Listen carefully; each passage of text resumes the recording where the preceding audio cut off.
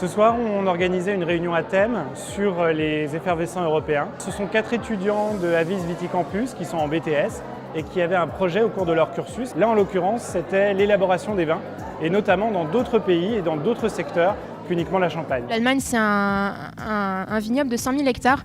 Au XVIIe siècle, il en faisait 300 000, mais pareil, avec l'industrialisation, il a été réduit. Donc on a découvert la Belgique, l'Allemagne, la République tchèque et le Luxembourg. L'objectif, c'était de partager l'expérience qu'on a vécue pendant ces 10 jours de voyage.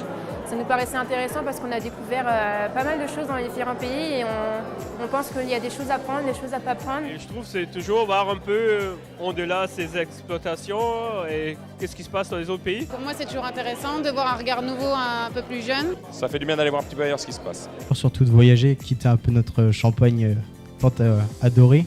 Il y a eu des avis différents, on l'a bien vu pendant la présentation, il y a des avis qui divergent, on n'est pas forcément d'accord avec toutes les personnes qui sont présentes, mais c'est ça aussi qui est intéressant, c'est de voir l'avis de chacun, qu'on puisse en discuter. Les jeunes, en ayant avec un regard neuf, qui osent venir devant des vignerons et leur dire oui, mais ici vous voyez il y a un peu ça. Et d'ailleurs on a vu un peu la réaction que ça a provoqué.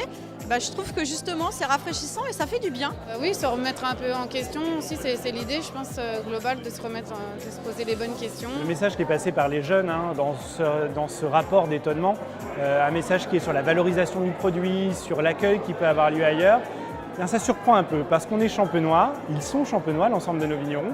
Et il y a cette image, ce sentiment d'être en haut de la montagne et de devoir tenir cette place. Et quand ils voient que d'autres régions finalement arrivent à valoriser au même niveau, même des fois mieux qu'eux, ça les interpelle. C'est pas forcément facile à entendre, mais ça fait avancer. On espère en tout cas avoir eu, même si c'est un petit impact, et que ça fasse réfléchir les gens par la suite. Chez C2R, on essaye à la fois d'avoir un moment qui soit le plus informatif possible, mais toujours avec ce moment de convivialité à la fin, parce qu'on a besoin de digérer l'information, soit d'échanger en direct avec des experts de C2R, soit entre participants. On a besoin de refaire le match. Période de Coupe du Monde, c'est assez normal.